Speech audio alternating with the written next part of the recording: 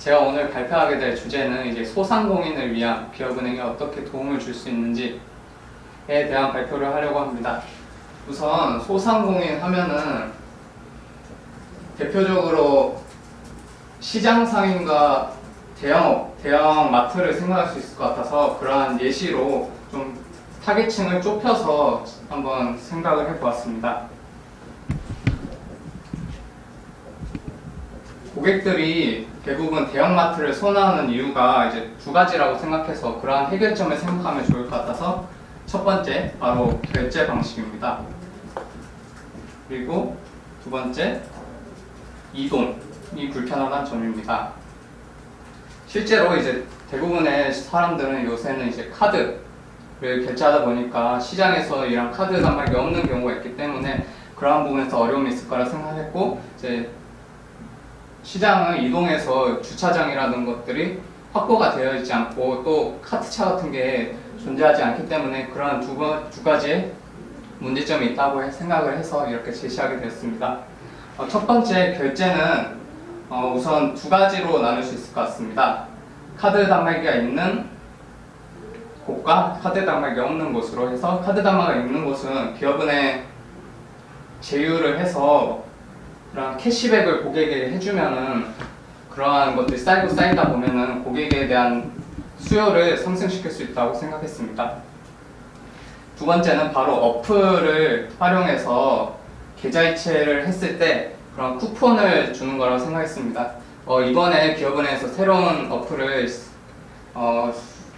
그런 어플을 제시했기 때문에 그런 어플을 활용해서 고객들에게 좀 더 계좌이체를 통해서 현금이 없어도 그러한 결제를 할 수 있도록 도움을 줄 수 있을 것 같습니다. 두 번째는 바로 이동인데, 1분 남았습니다. 시장 내에서 어려움과 시장 밖에서 어려움인데, 첫 번째는 수레차 대여입니다. 서울시의 따릉이처럼 이제 기업은행에서 수레차를 시간당 대여를 해줌으로써 그러한 비용도 없고 그러한 대형마트의 카트를 대신할 수 있을 것 같다는 생각을 했고요. 두 번째는 바로 주차장 공간입니다.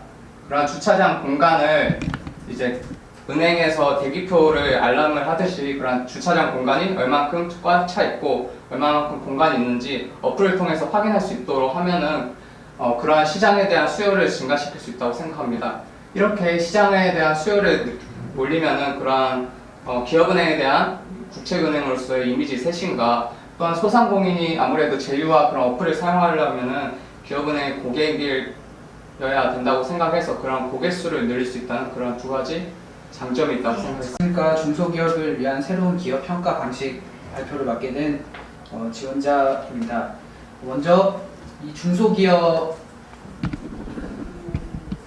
중소기업이라 하면 아무래도 대기업보다는 자금이나 그런 게 부족해서 국가의 지원이나 중소기업의 든든한 금융 파트너인 기업은행의 대출 또는 금융 지원을 통해 우리나라의 성장 동력이 되는 그러한 중요한 기업입니다.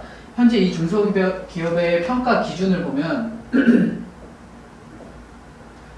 먼저 현재는 어떠한 평가 기준으로 하고 있냐면 재무제표를 활용한 그 기업의 신용 위험이나 그 중소기업이 가지고 있는 그런 기술 사업성 등에 초점을 맞춰서 이 중소기업의 평가를 하고 있습니다. 하지만 이러한 평가 방식도 중요하지만 더불어서 이제 앞으로 나아가야 할 미래에서는 중소기업의 새로운 평가 기준으로는 저는 세 가지를 더 추가하고 싶습니다. 첫 번째는 이 사업성에서 더 발전해서 이 사업성을 장기와 단기로 구분을 하여 좀 더 구체적이고 명확하게 이 사업이 얼마나 타당한지 그런 사업 타당성에 대해서 더 봐야 되고, 그리고 이 기업의 미래 성장 가능성에 대해서도 구체적인 지표를 통해서 파악을 해야 된다고 생각합니다. 이러한 미래 성장을 통해서 이 중소기업이 얼마나 사회에 기여할 수 있고 고용 창출 등을 통해서 사회에 기여할 수 있고 얼마나 우리나라 중소기업의 우리나라의 성장 동력이 되는지 이런 것들 또한 구체적인 지표를 통해서 파악해야 한다고 맞습니다. 생각합니다. 그리고 마지막으로는 경영 능력입니다.